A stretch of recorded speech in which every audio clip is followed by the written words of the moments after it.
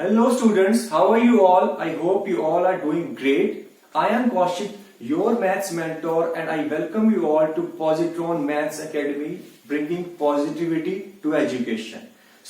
आज हम शुरू करने वाले हैं क्लास 11th का कोर्स और जिसमें हमारा जो फर्स्ट टॉपिक है दैट इज सेट्स।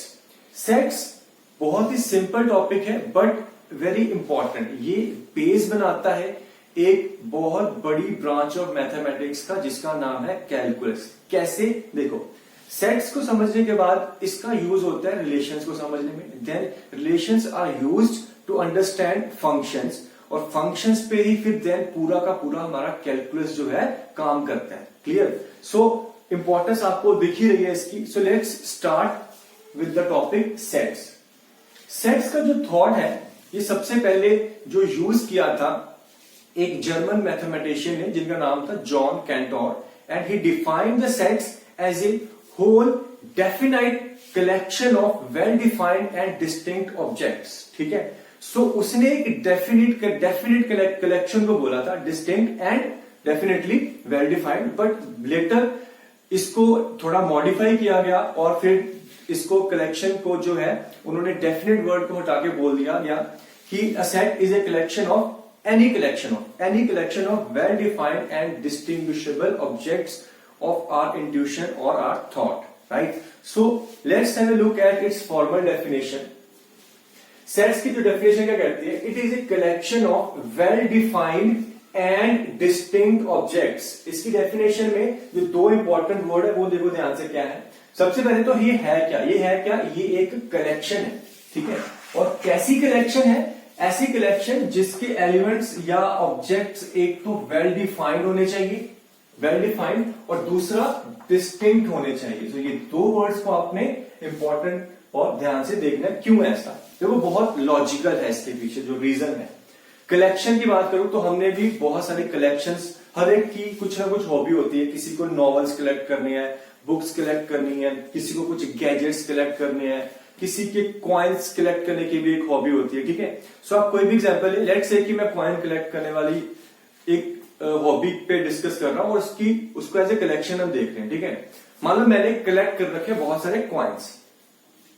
अब जब मैं अपनी कलेक्शन को ये बोलता हूं कि मेरे पास 100 कॉइन्स की कलेक्शन है, तो ये तो नहीं है कि 100 कॉइन्स में मैं कोई ऐसा कॉइन भी ऐड कर लूं जो किसी ने कभी देखा ही नहीं है। बेसिकली कह लो कि वेल डिफाइंड ही नहीं है। मैंने खुद का ही एक कॉइन बना लिया, अपनी फोटो लगा के मैं उसको कॉइन को बोल रहा हूं कि आई एम द किंग और ये मेरी मेरी जो एस्टेट है या फिर मेरे अंडर कुछ है वहां पे ये काम करता है। तो ऐसा कॉइन तो वेब कॉइन हो गया। फिर तो हर कोई अपने नाम का कुछ ना कुछ कॉइन बना के अपने कलेक्शन में ऐड करता रहेगा। और ये नहीं है कि मैं बैटमैन के नाम का कॉइन बना रहा हूं तो सुपरमैन के नाम का कॉइन बना रहा हूं। सो जो कॉइन्स है that must be well defined ऐसे कॉइन जो यूनिवर्सली एक्सेप्टेड हैं, जो कहीं ना कहीं बने गए थे, फिर उनको पब्लिकली यूज किया गया था कहीं ना कहीं। ठीक है, राइट? सो पहली बात तो है कि the collection must be well defined. जो कॉइन्स की मैं बात कर रहा हूं वो पहले वेल डिफाइंड होने चाहिए। It could be Indian coin, it could be American coin और किसी भी अदर कंट्री का कॉइन हो सकता है, बट वेल डिफाइंड होना चाहिए। दूसरा द वर्ड जो है वो है डिस्टिंक्ट ऑब्जेक्ट्स। अब ये भी नहीं है कि जैसे मैंने बोला मैंने 100 कॉइन्स की सिलेक्ट कलेक्शन कर रखी है और पता चला उस 100 कॉइन्स में 80 जो कॉइन्स है या 80 कॉइन्स में सारे मैंने एक एक के कॉइन्स ही कलेक्ट कर रखे। So that collection won't be counted as a collection जो 100 कॉइन्स की है। 80 तो सेम ही है तो फिर वो कलेक्शन का कोई लॉजिक ही नहीं है। ठीक है, सो फिर ऐसे तो मैं 1000 कॉइन्स की कलेक्शन कर लूं और सारे के सारे एक एक के कॉइन्स कर लूं। ठीक है, सो आई होप कि समझ आ गया होगा कि अगर मैं कोई कलेक्शन कर रहा हूं तो उसका वेल डिफाइंड और डिस्टिंक्ट होना क्यों इंपॉर्टेंट है। लॉजिकल है, बहुत सिंपल सा लॉजिक है इसके पीछे, राइट? चलो एक और सिंपल सा एग्जांपल लेते हैं जहां पे मैं बात कर रहा हूं a collection of all the books written by RNB। यहां पे RNB है रविंद्रनाथ टैगोर। ठीक है, सो क्या ये कलेक्शन सेट है? सबसे पहले देखते हैं। रविंद्रनाथ टैगोर ने देखो अभी तक जितनी भी बुक्स लिखी, obviously he is not alive right now, but उन्होंने जितनी भी बुक्स लिखी हैं और वो जो पब्लिश हुई हैं वो सारी की सारी वेल डिफाइंड है। हम कह सकते हैं कि ये जो कलेक्शन है वेल डिफाइंड है। कितनी भी, मुझे एग्जैक्ट काउंटिंग तो डेफिनेटली उनकी कुछ ना कुछ काउंटिंग तो होगी। ठीक है, और सारी की सारी वेल नोन बुक्स हैं।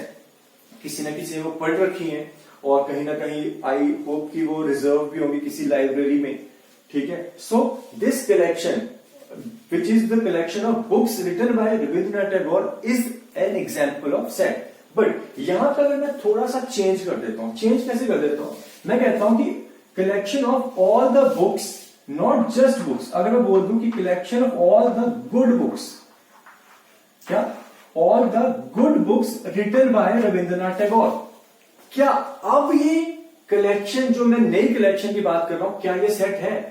ठीक है, देखो ध्यान से, कोई प्रॉब्लम नहीं थी, एक वर्ड मैंने ऐड करा गुड बुक्स में। सो हमारी डेफिनेशन के accordingly it must be well defined and distinct, ठीक है। चलो बुक में कोई भी लेता हूं, डेफिनेटली वो वेल डिफाइंड ही है, बट सॉरी वो डिस्टिंक्ट ही है। पर गुड जो यहां पे मैंने वर्ड यूज कर लिया, ये वेग सा वर्ड है, ठीक है।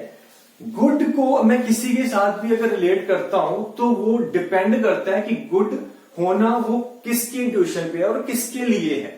मेरे लिए कोई बुक जो रविंद्रनाथ टैगोर की है वो अच्छी हो सकती है, तो वो मेरी कलेक्शन में आएगी। वही बुक अगर मैं बोलूं कि एक कलेक्शन जो है वेल डिफाइंड, कैसे है? नहीं है, क्योंकि वो कलेक्शन जो मैंने बना दी अपने हिसाब से गुड के लिए, वो मे बी कि उन बुक्स में से जो कुछ बुक्स हैं वो किसी और को या बहुत सारे लोगों को ना पसंद हो, उनके हिसाब से या उनके इंट्यूशन में वो गुड नहीं है। सो ये जो गुड वर्ड है ये बहुत ही वेग वर्ड है, इसको मैं ऐसे सब जगह अप्लाई नहीं कर सकता। ये अपनी जो कलेक्शन है उसको वेल डिफाइंड नहीं करता। ये कलेक्शन आप कह लो कि यूनिवर्सली एक्सेप्टेड नहीं हो सकती, ठीक है। सो दैट्स व्हाई अगर मैं बात कर रहा हूं collection of all the good books written by Rabindranath Tagore, तो वो मेरे लिए गुड बुक्स की कलेक्शन अलग होगी, दूसरे के लिए अलग होगी, पर इसको मैं सबके लिए यूनिवर्सली नहीं कह सकता कि ये हाँ ये बुक जो डेफिनेटली गुड ही गुड है। So that's why now the new collection won't be a set, ठीक है। तो किसी सेट को देखने के लिए आपको बस ये देखना है कि जो कलेक्शन की बात कर रहे हैं वो वेल डिफाइंड होनी चाहिए, दूसरा डिस्टिंक्ट होने चाहिए ऑब्जेक्ट्स, उसमें मैं रिपीटिशन नहीं कर सकता, ठीक है। ये तब आएगा जब मैं काउंटिंग की बात कर रहा हूँ, जब मैं जैसे रविंद्रनाथ टैगोर की मान लो 50 या 40 या 100 बुक्स हैं, तो ये नहीं है कि मैं 100 बुक्स की कॉपीज को रिपीट करते करते उसकी कलेक्शन को 1000 बुक्स की कलेक्शन बोलता जाऊं, ठीक है, वो नहीं करना हमें। चलो कुछ और हम इलिस्ट्रेशंस देखते हैं, यहाँ पे एग्जांपल्स देखते हैं। So I have written out some collections over it, आपको चूज करना है इनमें से कि which of the following is a set और which of the following is not a set, ठीक है। The first one says the collection of all the IITs Indian Institute of Technologies of India, of course Indian मैंने बोल ही दिया, so IITs already एक well defined word है। सो मैं बोल रहा हूं collection of all the IITs, definitely हमारे पास जितने भी हमारे इंडिया में जितने भी फिलहाल IITs हैं सारे के सारे वेल डिफाइंड हैं। कितने हैं? पहले तो 7 स्टैंडर्ड IITs थे, ठीक है, अब बहुत सारे नए ऐड हो गए हैं, आई होप कि आपको पता होगा। I think now there is total of 32 IITs almost in every state, ठीक है।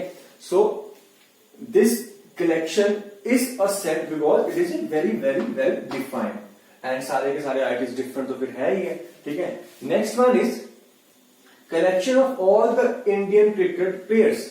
अभी तक जितने भी क्रिकेट प्लेयर, ऑब्वियसली मैं हर एक क्रिकेट प्लेयर को बात नहीं कर रहा हूं, मैं बात कर रहा हूं इंडियन नेशनल क्रिकेट टीम की, ठीक है। अगर इंडियन सिर्फ पूरे इंडियन के क्रिकेट की टीम की बात करूंगा तो फिर वो काउंटिंग भी पॉसिबल नहीं है और फिर वो उस हिसाब से हम बात कर भी नहीं सकते।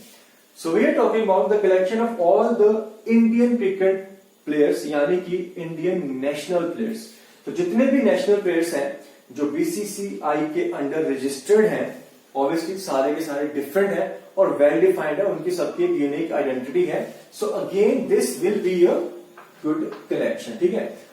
फिर से अगर मैं बात करूं कि यहां पे अगर मैं बात एक नया वर्ड इसमें ऐड कर दूं कि all the collection of all the Indian not just cricket player, you can से द बेस्ट क्रिकेट प्लेयर्स, ठीक है, मैंने वर्ड यूज कर दिया बेस्ट। अब गुड के साथ साथ ये बेस्ट भी सिमिलर वर्ड है, बट यहां पे एक बहुत ही वेग वर्ड है, क्योंकि बेस्ट मैं हर एक क्रिकेट प्लेयर के साथ नहीं जोड़ सकता।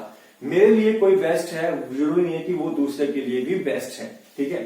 सो ये वर्ड अगर मैं ऐसी कलेक्शन में लगा देता हूं तो फिर जो कलेक्शन है वो मेरे लिए डिफरेंट है, दूसरे के लिए डिफरेंट है, सबके लिए सेम नहीं है, वेल डिफाइंड नहीं है, तो फिर वो कलेक्शन जो है सेट नहीं कहलाएगी। ठीक है, नेक्स्ट है collection of all the tasty dishes prepared by me. So I have this hobby of cooking, so मैं बहुत सारी डिशेस अगर बनाता हूं, सो मैं कहता हूं कि मेरी सारी टेस्टी डिशेस की जो कलेक्शन है, ऑब्वियसली पहली बात तो ये, अगर मैं आगे मी लगा रहा हूं तो फिर मैं कोई भी अपनी डिश को तो ऐसे बोलूंगा नहीं बेकार है, तो मेरी कह लो कि मैंने जितने भी डिशेस बनाई हैं वो सारी की सारी उसके सामने मैंने लगा दिया टेस्टी। तो अब ये टेस्टी वर्ड जो मैंने बनाई मेरे लिए टेस्टी है, मान लो मेरे घर वालों के लिए टेस्टी है, बट तुम लोगों के लिए मे भी टेस्टी नहीं है, तुम लोगों के लिए क्या, मे भी किसी के लिए और भी टेस्टी नहीं है। सर मुझे पसंद आ रही है मेरी डिश तो मुझे तो आएगी। तो इसलिए ये जो टेस्टी वर्ड लगा देने से ये जो कलेक्शन है ये वेल डिफाइंड नहीं हो जाती। वेल डिफाइंड है अगर कोई कलेक्शन तो फिर वो सबके लिए एक जैसे काम करनी चाहिए, सभी को उसको एक्सेप्ट करना पड़ेगा एज ए टेस्टी, तो डेफिनेटली वो तो हो नहीं सकता। So in this case this collection is not a set. ठीक है, नेक्स्ट है the collection of all the dangerous animals in a forest. अगर मैं किसी फॉरेस्ट की बात कर रहा हूं, मान लो कोई भी हम इंडियन नेशनल फॉरेस्ट की बात कर लेते हैं, सो वहां पे मैं बात कर रहा हूं कि कलेक्शन में all the dangerous animals. Again यहां पे एक और वर्ड जो यहां पे लग रहा है, कौन सा, डेंजरस, वो इस कलेक्शन को वेल डिफाइन नहीं करता। कैसे नहीं करता, डेंजरस एनिमल्स की बात करते हैं, मान लो कि ये कलेक्शन बनाने वाले ने, मैंने ही बनाई है, तो मैंने स्नेक को डेंजरस एनिमल्स में ऐड कर लिया। ठीक है, देयर इज ए पॉसिबिलिटी कि बहुत सारे लोग हैं जिनको स्नेक से बिल्कुल डर नहीं लगता। अब देख लो डिस्कवरी, नेशनल ज्योग्राफिक, हमारा एक वो बियर ग्रिल्स, उसको स्नेक छोड़ो, उसको तो कोई भी डेंजरस नहीं लगता। ठीक है, सो एक और है हमारा wild frank, I hope you are aware, अगर आप देखते हो तो। सो मुझे तो काफी पसंद है वाइल्ड फ्रैंक, तो वो तो किससे डरता ही नहीं है, वो स्नेक को ऐसे ही हाथ में पकड़ के उसको किस कर रहा होता है। आपने देखा होगा, आई होप, नहीं देखा तो देखना जरूर, wild Frank is very funny guy and interesting. So यहाँ पे ये जो कलेक्शन है अगेन ये वेल डिफाइंड नहीं है because of this word dangerous, right. So next हमारा एग्जाम्पल है, it says a collection of all the Muslim prime ministers of India. Muslim prime ministers of India. ठीक है, सो पहले तो हमारे जो प्राइम मिनिस्टर्स हैं वही फाइनाइट है, वही वेल डिफाइंड है, और उनमें कोई मुस्लिम है कि नहीं है। अच्छा, ये क्वेश्चन एक हिस्ट्री का क्वेश्चन बन गया। तुम मुझे बताओ हमारे कितने मुस्लिम प्राइम मिनिस्टर्स रहे? Any one of you if you can answer. Okay, चलो काउंट कर लेते हैं, लेट्स से काउंट कर लेते हैं। मेरी हिस्ट्री भी चेक हो रही है थोड़ी सी, I don't know but exactly, but अगर मैं बात करूं तो हमारे फर्स्ट जो प्राइम मिनिस्टर थे he was Jawaharlal Nehru, then came the Indira Gandhi, और अभी हमारे करंट जो है मोदी जी तो है ही है। सो उनके पहले तो हमारे थे अपने अभी हॉस्पिटल में एडमिट हुए, क्या नाम, मनमोहन सिंह जी, फिर देन आपके बने बहुत सारे हैं, बट जहां तक मुझे याद आ रहा है कि कोई भी मुस्लिम प्राइम मिनिस्टर तो नहीं रहा है, राइट। चलो, जहां तक मेरी नॉलेज में आई थिंक अभी तक हमारा कोई भी मुस्लिम प्राइम मिनिस्टर नहीं है, बट अगर नहीं है तो क्या ये कलेक्शन वेल डिफाइंड नहीं है? ठीक है, ऑफ कोर्स अगर मैं इसको रिलेट करता हूं कि collection of Muslim prime ministers, तो रिलेटिवली मुस्लिम प्राइम मिनिस्टर नहीं है, दैट इटसेल्फ डिफाइंड, कि बाकी के बाकी फाइनाइट है। सो कलेक्शन में यहां पे क्या हो जाएगा, मेरे पास अगर मैं बोलूं कि कितने एलिमेंट्स हैं, 0, इस कलेक्शन में कितने ऑब्जेक्ट्स हैं या फिर कितने लोग आए, क्योंकि मैं यहाँ पे पीपल्स की बात कर रहा हूं, तो है कोई नहीं। बट ये जो टर्म है, ये जो कलेक्शन का जो नाम है, ये तो वेल डिफाइंड है। Well defined in the sense कि ऑब्वियसली कोई नहीं है, तो again it's a well defined. 0 है इसमें number of people, but still it is A well defined thing. So again this will be a collection of well defined and distinct objects, or you can say it is a set. ठीक है, so I hope कि ये सारे examples के through हमें अभी तक ये क्लियर हो गया कि सेट एक्चुअल में है क्या। It is a collection. कैसी कलेक्शन है? वेल डिफाइंड और डिस्टिंक्ट ऑब्जेक्ट्स की। ठीक है, so more on sets we will discuss right now. आगे आने वाला है सेट की नोटेशन, हम सेट को कैसे डिनोट करते हैं। मैथमेटिक्स में अगर हम बात कर रहे हैं तो हमें बहुत सारी नोटेशंस ही आएंगी सामने, और फिर और different types of sets and then later बहुत कुछ इंटरेस्टिंग काम है करने वाला सेट्स में, ठीक है। सो क्योंकि हमने आज शुरुआत ही कर रहे हैं, सो डोंट गेट अब थोड़ा सा लूज मत करना अपने क्वेश्चंस को, बिकॉज ये काफी थ्योरेटिकल चैप्टर है। मैंने अभी तक कुछ भी थ्योरेटिकली या फिर मैथमेटिकली किया नहीं है, तो इसलिए मैं बोल रहा हूं ये चीज। सो आने वाले टाइम में अभी नेक्स्ट क्लासेस में आपको बहुत कुछ मिलेगा, ठीक है। ऑब्वियसली अगर मेरे साथ पढ़ रहे हो तो आई विल मेक श्योर कि बहुत ही बेसिक से शुरुआत करके हमें कोई डेफिनेटली एक बहुत ही डिफरेंट लेवल तक लेके जाएंगे, ठीक है। So stay tuned with me. Coming up next is the notation of a set. Okay, so wait. Okay, so set notation में हमें किन चीजों का ध्यान रखना है वो देखो। The sets are usually denoted by capital letters of English alphabets, that is capital A, capital B, capital C or capital X, Y, Z, whereas its elements or its objects or members भी बोलते हैं, ठीक है। These are denoted by the small letters, that is small a, b, c और small x, y, z. अब ऐसा क्यों है? डेफिनेटली इससे क्या होगा, रीडेबिलिटी बढ़ती है, रीडेबिलिटी बढ़ती है और एक यूनिवर्सल एक्सेप्टेंस आती है। मान लो मैंने एक सेट को नाम दिया, कैपिटल ए से डिनोट कर रहा हूं और मैं आपको पूरा पढ़ाता जा रहा हूं और कैपिटल लेटर्स का यूज करता जा रहा हूं, जबकि कोई और पढ़ा रहा है वो स्मॉल लेटर्स का यूज करता जा रहा है, ठीक है। मेरे स्टूडेंट्स और किसी और के स्टूडेंट्स जब दोनों आप में इसमें इंटरेक्ट करेंगे और देखेंगे कि ये यहां पे क्या हो रहा है कि कैपिटल लेटर से नाम दिया जा रहा है और स्मॉल लेटर से उनके एलिमेंट्स को नाम दिया जा रहा है, जबकि वहां पे उल्टा हो रहा है। सो वो आपस में एक कंफ्यूजन क्रिएट होने का चांस है। या फिर कह लो कि मान लो ये काम मैं पढ़ाने की बजाय एज ए बुक में लिख रहा हूं, ठीक है। मैं बुक में अपने ही कुछ नोटेशंस लिखता जा रहा हूं, अदरवाइज कोई और है वो अलग ही नोटेशन लिखता जा रहा है। सो इसीलिए ये कंफ्यूजन ना हो कि ताकि वो बुक जो मैं लिख रहा हूं या फिर कोई भी लिख रहा है उसकी रीडेबिलिटी वो सबके लिए एक यूनिक हो या कॉमन हो, इसलिए ये सिंपल से लॉजिक पे बेस्ड हम ये कुछ चीजों को फॉलो करते हैं कि अगर हमें किसी सेट को नाम देना है तो वो कैपिटल लेटर से देके, और अगर मुझे किसी सेट के एलिमेंट्स को नाम देना है तो वो हम स्मॉल लेटर से देते हैं, ठीक है। यहां पे बहुत इंपॉर्टेंट चीज है वो आपको नोट करनी है, वो ये कि एक ग्रीक सिंबल, दिस याद रखना, ये ग्रीक सिंबल है, ये आपको देखने में मिलेगा। इसको हम यूज करते हैं टू डिनोट द फ्रेज, एक फ्रेज का जो कि है बिलोंग्स टू, बिलोंग्स टू।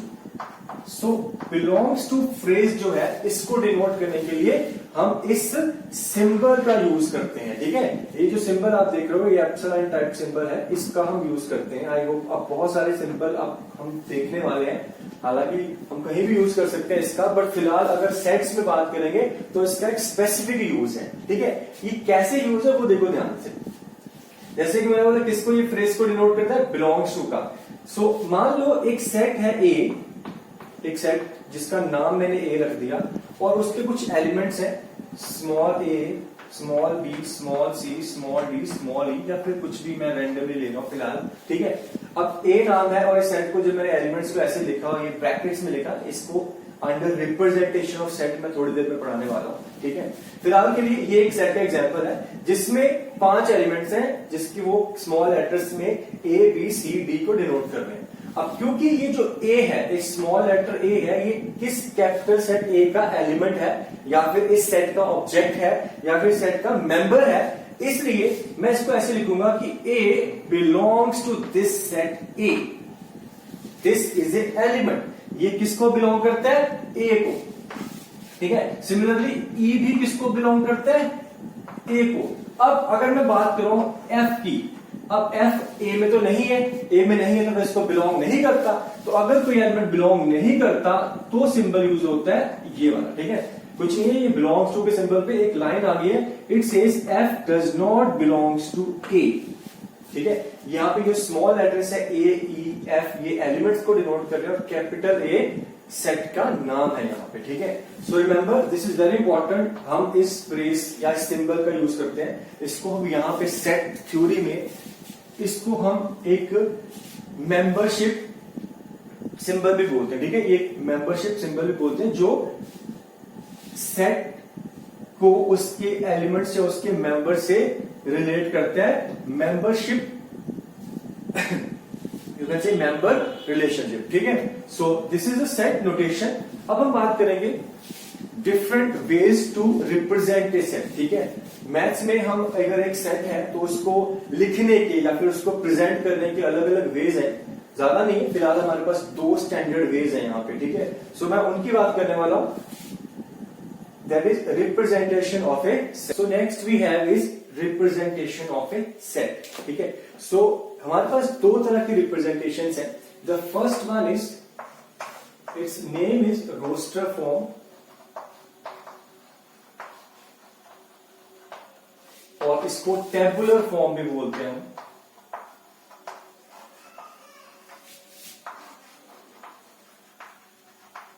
ठीक है, I am reading out the definition, ध्यान से सुनना। In this particular form the elements of a set, the elements of a set are written within the curly brackets, written within the curly brackets separated by commas, ठीक है। सो क्या होता है कि जितने भी एलिमेंट्स हैं वो सारे के सारे एलिमेंट्स को मैं कर्ली ब्रैकेट्स के अंदर लिस्ट आउट कर देता हूं, कॉमा से सेपरेशन दे देता हूं। एक चीज यहां पे नोट करने वाली है कि order does not matter here, ठीक है। ऑर्डर है वो कैसे है उससे कोई फर्क नहीं पड़ता। आई होप कि आपने ध्यान से सुना, एग्जाम्पल से आपको सब कुछ क्लियर हो जाए, ठीक है। So let's take a simple example. मैं एक एग्जाम्पल ले रहा हूं, let's say there is a set और एक कलेक्शन ऑफ वॉवल्स, ठीक है, collections of vowels of English alphabets, ठीक है। तो इंग्लिश अल्फाबेट्स के जो वॉवल्स की कलेक्शन को एक सेट दे रहा हूं, एक सेट बोल रहा हूं। उस सेट को पहले तो मैं कोई नाम दे देता हूं, तो लेट्स से इस सेट का नाम है वी, वॉवल्स की कलेक्शन है, कैपिटल वी से मैंने डिनोट कर दिया। अब इसको रिप्रेजेंट कैसे करेंगे, यूज करेंगे कर्ली ब्रैकेट्स का, और जो भी एलिमेंट्स हैं, यानी कि जहां पे मेरे एलिमेंट्स क्या है, वॉवल्स हैं। वॉवल्स क्या है, ए, ई, आई, ओ और U. So A, E, I, O, U सारे एलिमेंट्स को मैं लिस्ट आउट कर दूंगा, कॉमा से सेपरेशन देके कर्ली ब्रैकेट्स के अंदर रख दूंगा। जैसे कि मैंने बोला यहाँ पे ऑर्डर मैटर नहीं करता है। जैसे कि मैंने यहाँ पे ए, ई, आई, ओ, यू लिखा है, इसको अगर आप कुछ भी लिखते, ए, आई, ओ, यू, ई भी लिखते तब भी कोई फर्क नहीं पड़ता, ठीक है। This and this all are same. दोनों जो सेट्स हैं वो क्या रिप्रेजेंट कर रहे हैं, एक ऐसा सेट जिसके अंदर कितने एलिमेंट्स हैं, 5 एलिमेंट्स हैं, और है क्या, अगर मैं पहचान सकता हूं तो पहचानने में मेरे को पता चल रहा है कि क्या है, वो वॉवल्स हैं इंग्लिश अल्फाबेट्स की, ठीक है, क्लियर। सो एक और छोटा सा एग्जांपल लेते हैं, फिर आगे देखते हैं। So let's say there is another collection of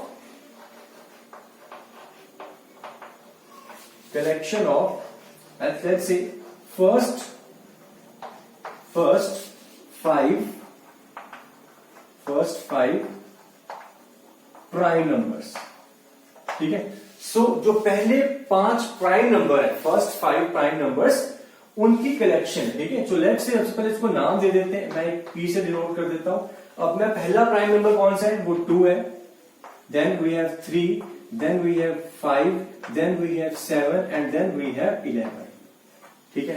so first 5 prime numbers को जो कलेक्शन है उसको मैंने एक सेट का नाम दिया, और उसको रिप्रेजेंट कैसे करा, कर्ली ब्रैकेट्स के अंदर, और सारे के सारे एलिमेंट्स को या फिर सारे के सारे प्राइम नंबर्स को लिस्ट आउट कर दिया, यूज किया कॉमा का सेपरेशन में, ठीक है। यहां पे वही है कि एक तो ये 2 चीजें नहीं करनी है, पहली ये कि ऑर्डर मैटर नहीं करता, दूसरा ये है कि रिपीटिशन नहीं करनी है, ठीक है। ये भी चीज का ध्यान रखना है कि रिपीटिशन नहीं करनी है। ये नहीं है कि यहां पे मैं एक बार अब 3 और लिख दूं और फिर 5 भी रिपीट करके लिख दूं, ठीक है। हालांकि है वही, अब इस मैं ब्रैकेट के अंदर मेरे पास जो नंबर्स लिखे हैं वो है क्या, वो पहले 5 प्राइम नंबर ही है, बट यहां पे रिपीटिशन नहीं करनी है, ठीक है। जैसे कि हमने डेफिनेशन में देखा था, the objects must be well defined and distinct. तो ये जो है ये सेम हो गए, इसलिए यहां से मैं 3 और 5 को हटाऊंगा, मुझे रिपीटिशन नहीं करनी है, इस चीज का ध्यान रखना है। दूसरा, ऑर्डर मैटर नहीं करता है, सो ऑर्डर की टेंशन मत लो और रिपीटिशन नहीं करनी, क्लियर। सो जो नेक्स्ट फॉर्म है उसको हम देखते हैं, वो क्या है।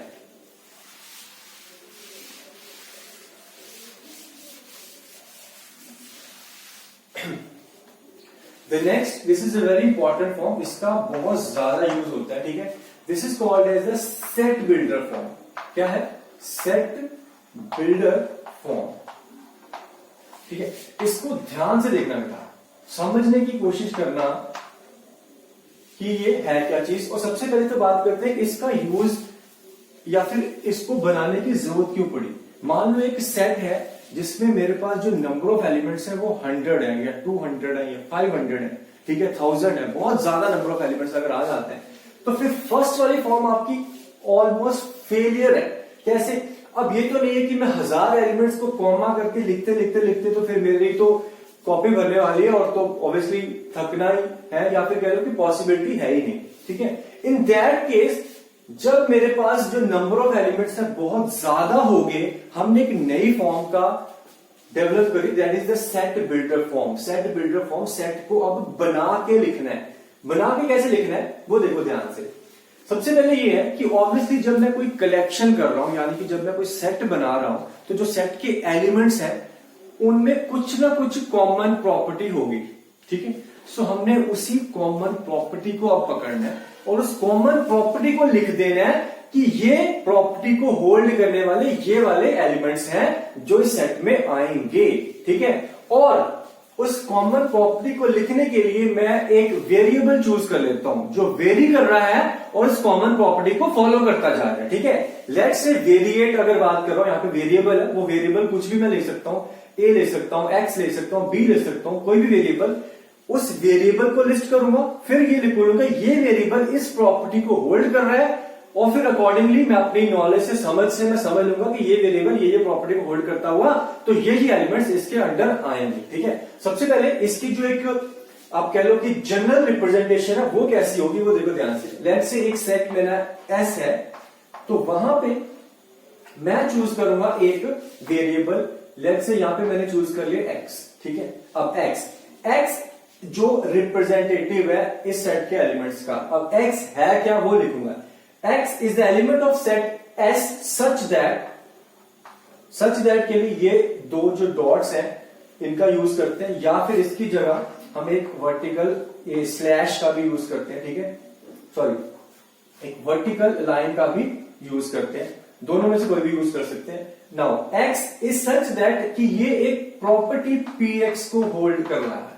क्या? एक प्रॉपर्टी पी एक्स को होल्ड कर रहा है, और जो प्रॉपर्टी, अब ये प्रॉपर्टी एक से ज्यादा भी हो सकती है। मैं मान लो कि ये सेट है कि एक ही प्रॉपर्टी के अंडर सारी जो कंडीशंस है उनको फॉलो नहीं कर रहा, तो देयर इज अ पॉसिबिलिटी कि ये जो प्रॉपर्टी है वो पी एक्स एक की बजाय ज्यादा हो, but this is the general representation in the set builder form, ठीक है। क्या है? एक तो वेरिएबल एक्स जो कह लो कि एक तरह से रिप्रेजेंट करता है इस पूरे सेट के एलिमेंट्स को, सारे एलिमेंट्स को। एक्स ऐसा एलिमेंट जो एक किसी प्रॉपर्टी पी एक्स को होल्ड करता है, ठीक है। अब इसको अच्छे से समझने के लिए वही है कि तब तक समझ नहीं आएगा जब तक मैं एक एग्जाम्पल नहीं देता हूं। तो एग्जाम्पल के लिए हम एक काम करते हैं, वही पहले वाला एग्जाम्पल ले लेते हैं जो हमने वहां पे लिया था। क्या था? वी, ठीक है। तो प्रीवियस एग्जाम्पल जो हमने रोस्टर फॉर्म में देखा था, सेट और ए कलेक्शन ऑफ वॉवल्स। क्या? Collection of vowels.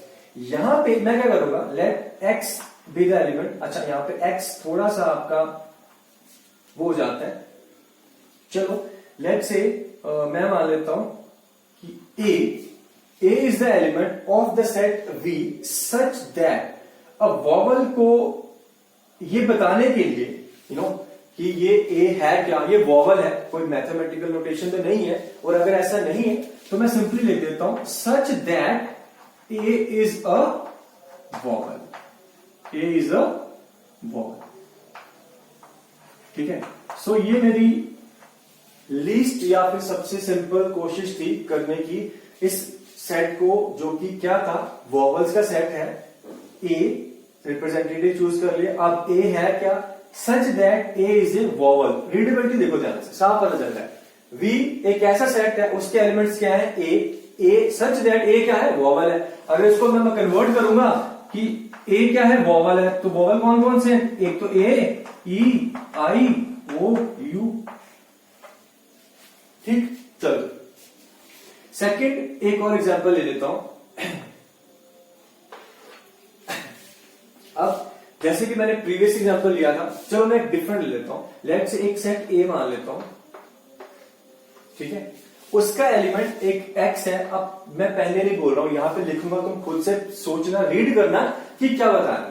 ए का एलिमेंट एक एक्स रिप्रेजेंट कर रहा है ए के एलिमेंट को, सच दैट के लिए मैं ये भी यूज कर सकता हूं, ये भी यूज करता हूं, such that X belongs to आप समझते ही हो, बिलोंग्स टू क्या है, नेचुरल नंबर।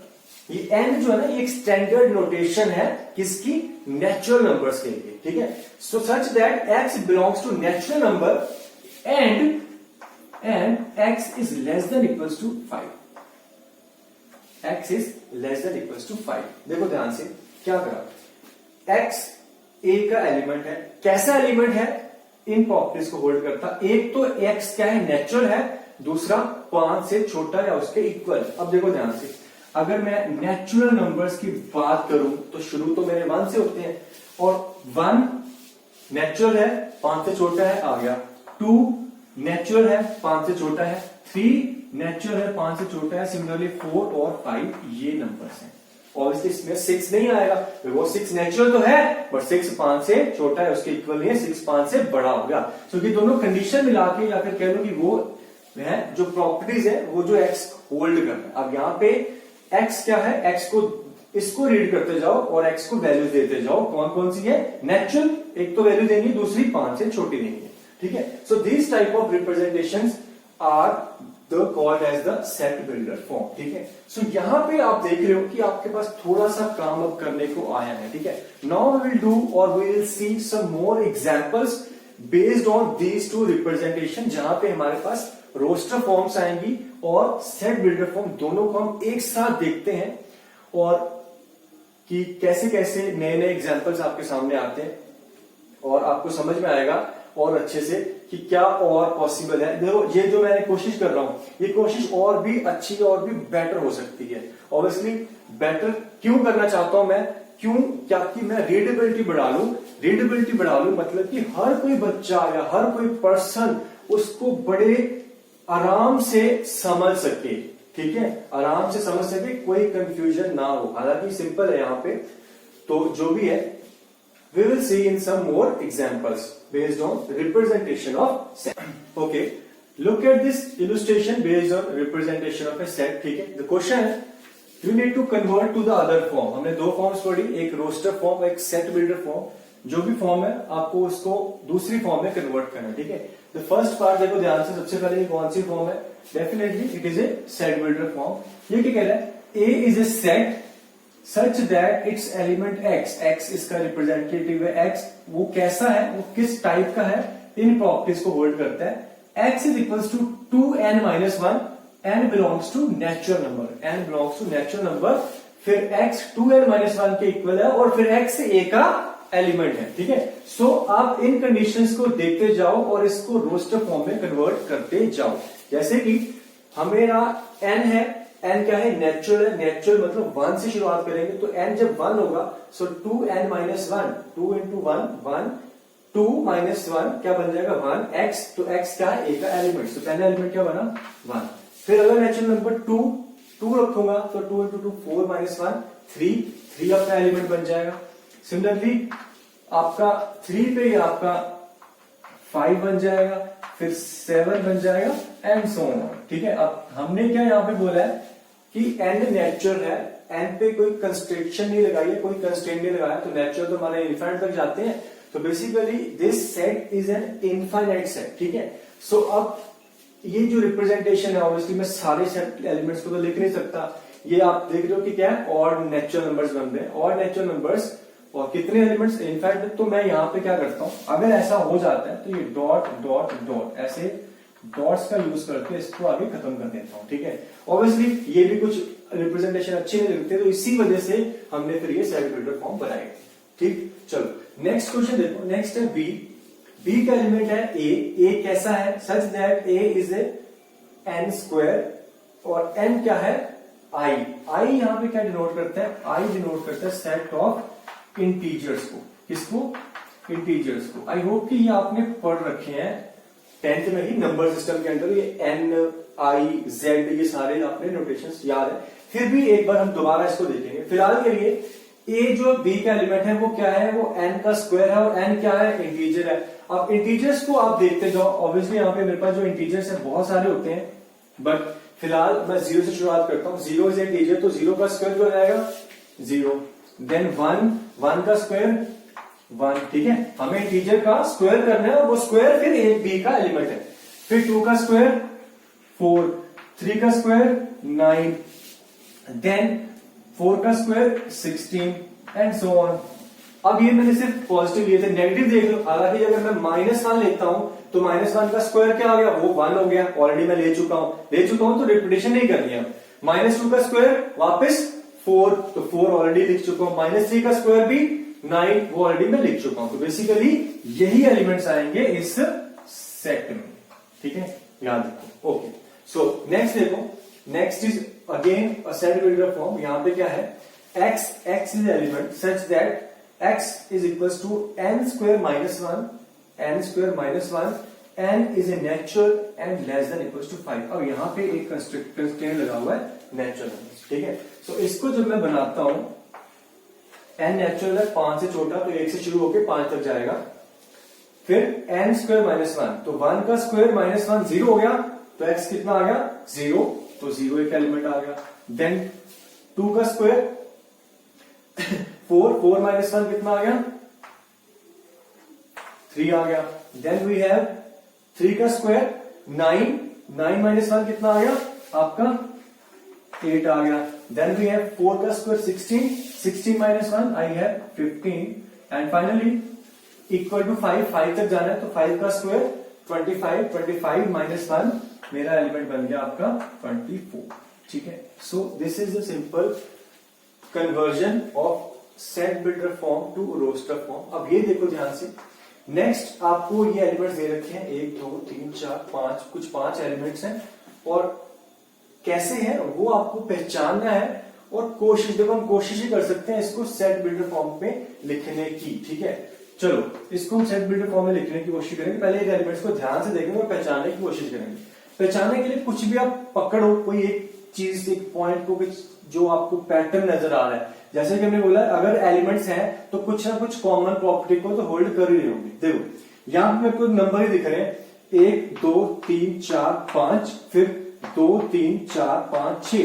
बट अगर मैं इनमें रिलेशन देखूं, अगर ध्यान से देखूं, तो हर एक एलिमेंट में जो न्यूमिनेटर है वो 1 2 3 4 5 तक जा रहा है, डिनोमिनेटर है वो 2 3 4 5 6 तक जा रहा है बेसिकली।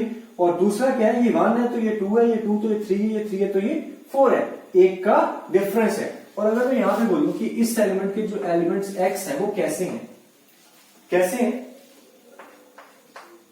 और नेचुरल है। अगर ऊपर एक नेचुरल नंबर n है तो नीचे n+1 है ना, एक का डिफरेंस है। बस 1 रखता हूं तो 1/1+1 2, ये 1/2 बन गया। 2 रखा तो 2/2+1 3 बन गया। सिमिलरली 5 रखा तो 5/5+1 6 बन गया। बस यहाँ पे हमें ये बता देना है कि n क्या रखना है, एक तो n को नेचुरल रखना है, दूसरा n को less than equals to 5, less than equals to 5। अच्छा यहाँ पे ध्यान रखना बेटा, ये मैंने लेस देन इक्वल्स टू 5 यहाँ पे भी लिखा था, पहले भी लिखा था।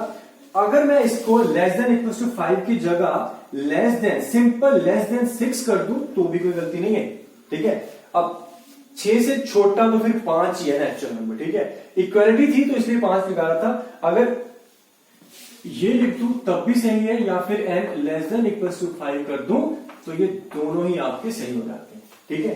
चलो शाबाश, आगे बढ़ते हैं। हमारा जो नेक्स्ट एग्जाम्पल है, देखो ध्यान से, अगेन सेट बिल्डर फॉर्म में लिखा हुआ है।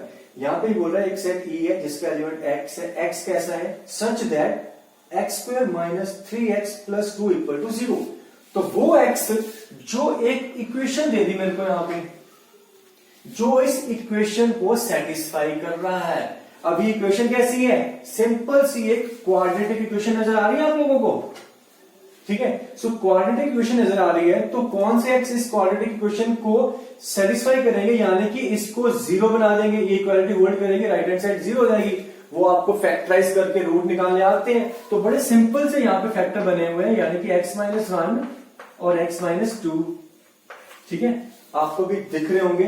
अगर आपकी प्रैक्टिस अच्छी है नहीं है तो कोई बात नहीं, मिडिल टर्म को स्प्लिट करके देखो, आपको आसानी से नजर आ जाएंगे। ठीक है, so x minus 1 x minus 2 equal to 0। तो क्लियरली क्या मिला मेरे को, x इक्वल्स टू 1 एंड 2। ठीक है, सो बेसिकली अब ये जो सेट है इसकी जो रोस्टर्म फॉर्म बनेगी दैट विल बी 1, 2। 1 और 2 ऐसे दो x हैं जो इस इक्वेशन को सेटिस्फाई करते हैं, या फिर दोनों में left hand side equal to right hand side हो रही है। ठीक, क्लियर। चलो ये नेक्स्ट देखो ध्यान से, दिस इज अगेन आपके पास 1 2 3 4 कुछ 5 नंबर्स दे रखे हैं। नंबर्स कैसे हैं, 3 6 9 12 और 15। मुझे बताने की जरूरत नहीं, आपने पहचान ही ली होंगे कि ये कौन से नंबर्स हैं। ये 3 के मल्टीपल्स हैं। क्या है, 3 के मल्टीपल्स, और 3 के मल्टीपल्स में फर्स्ट 5 नेचुरल मल्टीपल्स। ठीक, सो अब यहाँ पे ये जो नंबर्स हैं कैसे हैं, 3 के मल्टीपल्स हैं। तो मैं यहाँ पे वो x को भी अगर एलिमिनेट करूं तो सीधा लिख दूं कि ये जो एलिमेंट है वो कैसा है, वो 3n टाइप का है। कैसा है, 3n टाइप का है, such that this n belongs to natural and again n less than equals to 5। ठीक है, सो इसको रीड करो। n को जब मैं नेचुरल और 5 से छोटा यानी कि n को 1 रखूंगा तो ये बनेगा 1 into 3 3। यही तो इस एलिमेंट है इस सेट का। अगर यहाँ पे मैंने वेरिएबल एक बार a चूज कर लिया, एक बार x चूज कर लिया, फिर कुछ भी b या t भी चूज कर सकता था। अब यहाँ पे पूरा का पूरा वेरिएबल ही मैं 3n रख दे रहा हूं, क्या फर्क पड़ता है, उससे ज्यादा फर्क नहीं पड़ता है। मेरा थोड़ा सा मतलब x भी हट गए, यहाँ पे x n फिर नेचुरल ज्यादा वेरिएबल थे, यहाँ पे मैंने वेरिएबल कम कर दिया, x को एलिमिनेट करने की कोशिश करी है। तो दिस इज एब्सोल्युटली राइट। यहाँ पे 3n टाइप के जो है नंबर्स हैं वो अपने इस सेट के एलिमेंट्स हैं, और 3n में n क्या है, नेचुरल है और 5 से छोटा है या उसके इक्वल है। Clear, so this is the set builder form of this example. ठीक, आई होप कि ये कन्वर्जन आपको समझ में आ रही है, वो दोनों फॉर्म्स समझ में आ रही है। ये यहाँ पे खत्म नहीं होता है, हम आगे जो भी करेंगे अब इन्हीं फॉर्म्स में, या तो रोस्टर फॉर्म में या तो सेट बिल्डर फॉर्म में रिप्रेजेंटेशन आपके सामने आती रहेगी बार बार। ठीक है, so don't worry about that. अगर कुछ थोड़ा सा रह भी गया तो कोई टेंशन वाली बात नहीं है। अभी तक हमने जितना भी करा है उसमें यही एक पार्ट था जिसमें कुछ क्वेश्चंस करने वाले थे कि आपको क्वेश्चन आ सकता है सेट बिल्डर फॉर्म दे रखी है, रोस्टर में कन्वर्ट करो, या फिर रोस्टर फॉर्म दे रखी है या फिर सेट बिल्डर में कन्वर्ट करो।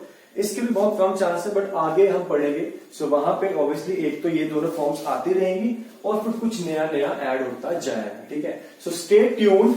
We are at Positron maths academy bringing positivity to education, और हम इस पॉजिटिविटी के साथ इस टॉपिक को और बाकी सारे टॉपिक्स को एक डिफरेंट लेवल्स पे लेके जाएंगे। बट इंपॉर्टेंट इज कि आपको बिट्स को पकड़ना है, आपको स्क्रैच से छोटे छोटे एलिमेंट्स को पकड़ना है अगर आपको बहुत अच्छा या बहुत ऊपर तक समझना है। सो माइंड माय वर्ड्स, बहुत आसान है मैथ्स या कुछ भी अगर आप इसको एकदम स्क्रैच से पकड़ लेते हो। ठीक है, इसका जो सबसे जो बेसिक एलिमेंट है किसी भी कंसेप्ट का उसको पकड़ के चलोगे तो छोटे छोटे एलिमेंट्स को जोड़ जोड़ के हम बड़ी प्रॉब्लम्स को, बड़े कंसेप्ट को समझने में ज्यादा मुश्किल नहीं होगी आप लोगों को। ठीक है, सो गुड लक। हम मिलते हैं एक छोटे से ब्रेक के बाद with the next thing coming up in the sets, और फिर हम देखते हैं क्या कुछ नया है हमारे पास। ठीक।